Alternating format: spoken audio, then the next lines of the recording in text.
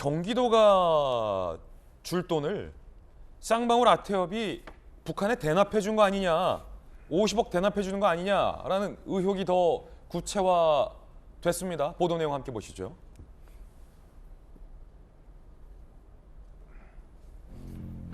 이재명 경기도가 낼 돈 쌍방울 아태협이 북한에 대납? 동아일보 보도에 따르면 검찰은 쌍방울 아태협 경기도 남북 경협 비용 대납 대가 대북 사업 특혜 여부 수사 중 지난달 29일 안부수 아태협 회장 구속 기소했어요. 검찰은 공소장 보면 2018년 10월 이화영 당시 평화부지사 평양 광북 스마트팜 조성 사업 등 6개 분야 경업 합의서를 작성했습니다. 북측은 해당 사업 조속한 추진을 주문했다라고 공소장에 나와 있는데요. 그런데 북측이 2018년 12월 중국 김성태 전 쌍방울 회장, 안부수 아태협 회장, 경기도 스마트팜 사업 관련 아무 지원 없다. 쌍방울이 대신에 사업비 50억 내달라. 김성태, 안부수, 북측 경기도 경협 비용 대납 제한 수락 후 50억을 건네기로 공모했다라고 공소장에 적시가 돼 있다는 동아일보 보도 내용입니다. 김병민 비대위원님. 네. 그러면 이렇게 되면 경기도가 낼 돈, 어쨌든 이 경기도민의 혈세인데 네. 그걸 아낀 거네요? 직접적으로 경기도가 지원하기 어려운 일이었기 때문에 쌍방울이 끼어든 것 아니겠습니까? 하지만 불법이네요. 그러니까 쌍방울과 경기도의 모종의 관계들이 나오게 될 텐데 이재명 당시 지사를 제외하고 쌍방울이 경기도랑 인연이 있을까? 이런 생각을 하게 되는 것이고요. 2018년 10월에서 12월 사이 아닙니까? 2018년도 4월 달에 판문점 선언하고 9월에 평양 선언에서 약속을 합니다. 예. 같이 잘 지내기로. 막 경협도 하자고 하죠. 근데 그리고 나서 북한이 약속을 잘 안 지킵니다. 예. 비핵화 로드맵을 실현해야 되고 약속한 대로 서울 답방도 하고 뭘 해야 되는데 하나도 약속을 안 지키고 있는 상태 속에서 그 바로 다음에 2월 하노이 노딜이 완전히 예. 북한과 미국과의 관계가 깨지기 시작하면서 남북 관계가 얼어붙게 되죠. 그러니까 여기에 대한 내용들이 진전이 될 때 저런 뭐 쌍방울이든 경기도든 북한과의 교류 협력이 의미를 가질 수 있을 텐데 아직까지는 어떻게 진행될지 모르는 상태 속에서 꽉 막혀져 있고 대북 제재도 그대로 있습니다. 예. 근데 그거를 환치기 해서 돈 만들어다가 쌍방울이 북한에 돈을 줬다? 심각한 범죄 행위죠. 범죄 행위죠. 이걸 경기도를 대신해서 했다고 하니 지금은 대장동에 관련된 내용들을 좀 중점이 돼 있습니다만 쌍방울 김성태 회장이 돌아오거나 이 쌍방울에 관련된 내용들이 북한과의 모종에 대한 의혹들에 대한 수사가 조금 더 진전되는 순간 전 대한민국이 놀랄 만한 일들이 벌어지지 않을까 이런 뭐 의구심이 듭니다. 예. 이미 안부수 아태협 회장은 구속 기소된 상황인데 자, 서지현 부대변인. 네. 이 공소장에 나온 내용을 오늘 동아일보가 상세히 보도하고 있는데 이 검찰이 수사한 내용이 맞다면 제2의 대북 송금 아니냐.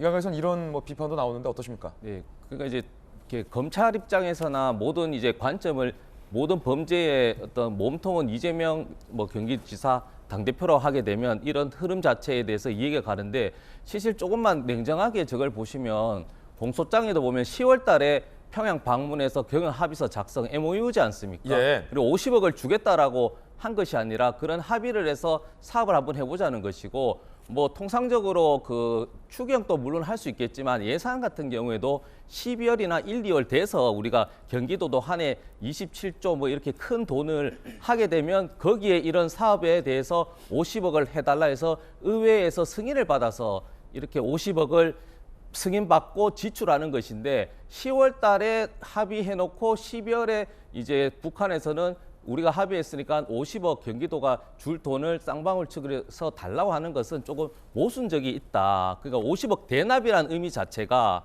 경기도는 이런 사업에서 협의하고 협조해서 필요할 때는 금전적인 투자까지 약속했지만 이것이 50억을 무조건 투자 아니면 지원의 개념은 아니라는 것이죠. 네, 그래서 이 부분은 쌍방울에 대한 기업에 대한 개인의 범죄에 대한 일탈 행위를 두둔하는 것이 아니라 이것이 경기도와 특히 경기도 사업 이재명 지사와 연결되는 고리로 찾기에는 조금 불충분하지 않을까 하는 그렇군요. 생각이 드는 겁니다. 그러니까 경기도가 쌍방울에게 북한에 돈 대신 줘라라고 한 건 아니지 않느냐. 그렇죠, 네. 쉽게 말하면 그거군요. 네네. 정익진 변호사님 어떻게 보십니까?